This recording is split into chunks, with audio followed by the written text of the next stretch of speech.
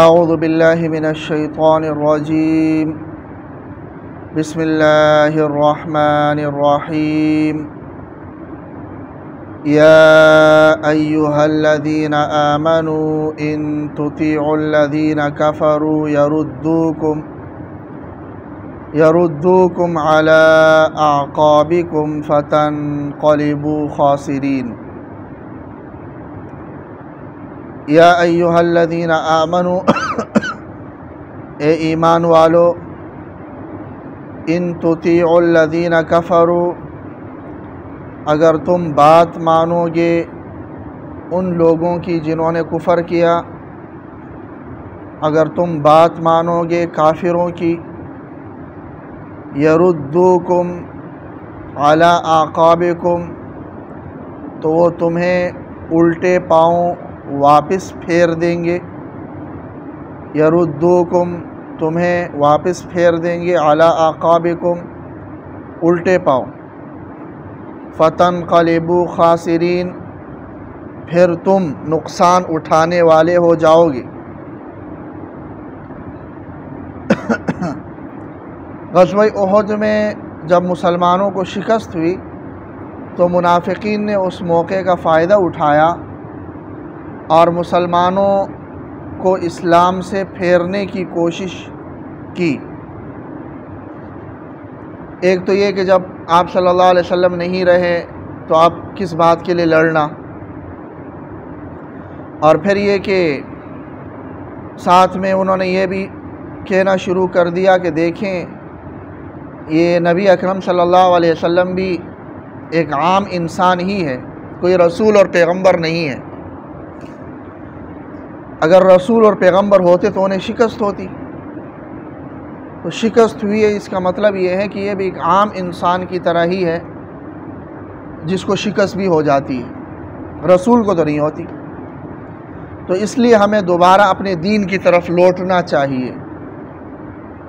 غرض غزوہ احد میں جہاں اور بہت سارے واقعات اور حادثات، غیر متوقع حادثات مسلمانوں کے ساتھ پیش آئے، وہاں ایک حادثہ یہ بھی تھا کہ منافقین کو موقع مل گیا مسلمانوں کو مرتد کرنے کے لیے۔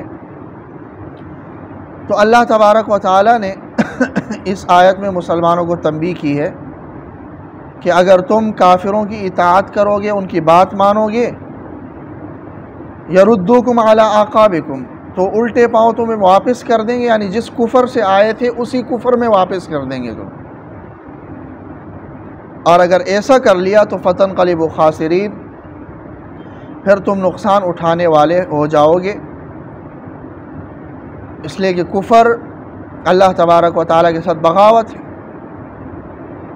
تو اگر یہ اس طرح کی بات کرتے ہوئے اس بات کا اظہار کرے کہ ہم تمہارے خیر خواہ ہیں، تمہارے دوست ہیں، اس لیے ہم خیر خواہی کے تحت یہ مشورہ دے رہے ہیں، تو یاد رکھو یہ تمہارے دوست نہیں ہیں، بلکہ بل اللہ مولاکم، بلکہ اللہ تبارک و تعالیٰ تمہارا دوست ہے۔ تو اللہ کی مانو اور ان کی نہ مانو۔ اللہ تمہارا خیر خواہ ہے، تمہارا دوست ہے، یہ تمہارے دوست اور خیر خواہ نہیں ہو سکتے۔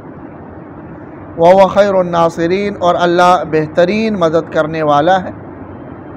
اگر تمہارے دل میں یہ بات آئی کہ ان لوگوں کی مدد کے بغیر ہم کچھ نہیں کر سکیں گے، تو یہ بات دل میں نہیں آنی چاہیے۔ اللہ تمہارے ساتھ ہے اور اللہ سے بڑھ کر مدد کرنے والا اور کوئی نہیں ہو سکتا۔ اور اس مدد کی ایک فوری صورت یہ تمہیں اللہ نے دکھا دی کہ سنلقی ہم ابھی ڈال دیتے ہیں فی قلوب الذین کفروا کافروں کے دلوں میں الرعب تمہارا رعب ڈال دیتے ہیں، بما اشرکوا باللہ اس وجہ سے کہ انہوں نے اللہ کے ساتھ شریک ٹھہرایا، ما اس چیز کو لم ينزل به سلطانہ جس کے بارے میں اللہ نے کوئی دلیل نازل نہیں کی۔ غزوہ احد میں کافر مسلمانوں پر غالب آ چکے تھے، مسلمان منتشر ہو چکے تھے اور ان کی ہمت پست ہو چکی تھی، انتہائی کمزور تھے، ایسے موقع میں کفار اگر چاہتے تو مسلمانوں کو بالکل ختم کر سکتے تھے، لیکن انہوں نے اچانک سے یہ فیصلہ کیا مکہ جانے کا۔ مسلمان بالکل شکستہ حالت میں ہیں کہ اگر کفار چاہیں تو بالکل مسلمانوں کو ختم کر سکتے ہیں، لیکن وہ چھوڑ کر مکہ چلے گئے۔ راستے میں انہیں اپنی حماقت کا اندازہ ہوا تو وہاں سے پھر دوبارہ پلٹنے کا ارادہ کیا کہ واپس جاتے، ہم نے کیا حماقت کر لی، وہ تو سارے ہمارے مٹھی میں تھے اور ہم ان کو بس ختم کر سکتے تھے بالکل، ہم نے ان کو چھوڑ کے ہم کیوں آ گئے۔ واپس پلٹنے کا ارادہ ہوا تو اللہ نے ان کے دلوں میں اپنی طرف سے ایک ایسا رعب ڈالا کہ وہ واپس چاہتے ہوئے بھی واپس نہیں آ سکے۔ اور بعض روایات میں اس کی تفصیل بھی آتی ہے کہ مدینہ منورہ کا بنو خزاعہ کے ساتھ تعلق رکھنے والا ایک شخص جا رہا تھا، اور بنو خزاعہ مسلمانوں کے حلیف تھے، تو اس نے دیکھا کہ ابو سفیان تو واپس پلٹ کر آنا چاہ رہا ہے، تو اس نے کہا کہ بھائی میں ابھی آ رہا ہوں مدینہ منورہ سے، اور محمد صلی اللہ علیہ وسلم نے مزید لشکر کو تیار کیا اور تم پر حملہ کرنے کے لیے آ رہے ہیں۔ یہ اس نے خود ہی سے اپنے سے کہا، حالانکہ کافر تھا، مسلمانوں کا حمایتی تھا، حلیف تھا، ان کے ساتھ وہ تھا، تو اس لیے اس نے ان کو یہ کہہ دیا، تو ان کے دلوں میں رعب آ گیا اور وہ دوبارہ مقابلے میں آنے کی سکت نہیں کر سکے۔ زیادہ سے زیادہ انہوں نے یہ کر لیا کہ ایک راہگیر تھا، اس کو پکڑ لیا اور اس کو پیسے ویسے دے کر اس کو کہا کہ جا کے مدینہ منورہ میں محمد صلی اللہ علیہ وسلم سے کہہ دو کہ مکہ والے تو ابو سفیان تو اپنے لشکر لے کر دوبارہ حملہ ہونے کے لیے آ رہا۔ تو اس شخص نے آ کر نبی اکرم صلی اللہ علیہ وسلم کو یہ اطلاع دی، جھوٹی اطلاع تھی، تو آپ صلی اللہ علیہ وسلم نے بجائے کوئی کمزوری دکھانے کے فوراً صحابہ میں اعلان کیا کہ بھئی ہمارے ساتھ جو جانا چاہیں جائیں، لیکن شرط یہ ہے کہ جو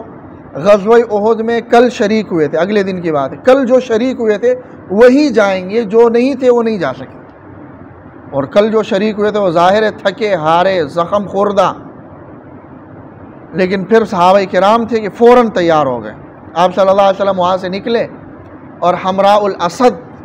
جگہ پر پہنچے تو پتہ چلا کہ ابو سفیان جا چکا۔ اس کا ذکر بھی آگے ہے، اگلی آیات کے اندر اس کا ذکر بھی آتا ہے۔ اس کو غزوہ حمراء الاسد کہتے ہیں، جو غزوہ احد کے سال میں ہی ایک غزوہ ہوا ہے جس میں لڑائی نہیں ہوئی، جنگ نہیں ہوئی، غزوہ حمراء الاسد۔ تو وہاں تک پہنچ کر پتہ چلا کہ ابو سفیان جا چکا ہے۔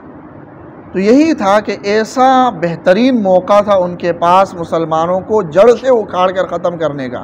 تو یہ اللہ کی مدد ہی تو تھی کہ وہ ایک تو چھوڑ کے چلے گئے، پھر جب یاد آیا تو اتنا ان کے دلوں میں رعب تھا، ڈر تھا کہ واپس آ کر حملہ نہیں کر سکے۔ یہ اللہ کی مدد تھی۔ تو اللہ بہترین مددگار ہے، اور اس مدد کی ایک جھلک یہ ہے کہ سنلقی فی قلوب الذین کفروا الرعب، ہم ابھی ڈال دیتے ہیں کافروں کے دلوں میں رعب۔ اور یہ کافروں کے ساتھ ایسا اس لیے ہو رہا ہے، قرآن کی یہ عادت ہے کہ صرف واقعات بیان کرنے پر اکتفا نہیں کرتے، یہاں بتا دیا کہ ان کے دلوں میں رعب ڈال دیا کافروں میں، ساتھ میں یہ وجہ بھی بتا دی کہ تاکہ بعد کے لوگوں کے لیے تبلیغ ہو، ایک پیغام ہو کہ یہ سب کافروں کے ساتھ کسی ذاتی دشمنی، ہماری کوئی ذاتیات نہیں ہے ان کے ساتھ، وجہ یہ ہے کہ وہ مشرک ہیں، اللہ کے ساتھ انہوں نے شریک ٹھہرایا ایسی چیز کو جس کے بارے میں اللہ نے کوئی دلیل نازل نہیں کی، یعنی اللہ نے نہیں بتایا ہے کہ ہاں یہ میرے شریک ہیں، میں نے فلاں کام اس کے حوالے کیے ہیں، اس کے سپرد کیے ہیں، یہ میرا شریک ہے لہٰذا اس کی بھی تم عبادت کرو، ایسی کوئی دلیل اللہ تبارک و تعالیٰ نے نازل نہیں کی، نہیں بتایا ان کو، اور انہوں نے اپنی طرف سے ایسی چیزوں کو اللہ کے ساتھ شریک ٹھہرایا۔ یہ شرک ہی ایسا ہے کہ جس کی وجہ سے وہ اللہ تبارک و تعالیٰ کے عتاب کے شکار ہیں۔ یہ تو دنیا کے اندر ہے ان کی حالت، وَمَأْوَاهُمُ النَّارُ، آخرت کے اعتبار سے ان کا ٹھکانہ جہنم ہے، وَبِئْسَ مَثْوَى الظَّالِمِينَ، اور بہت برا ٹھکانہ ہے ظالموں کا۔ اللہ تعالیٰ عمل کی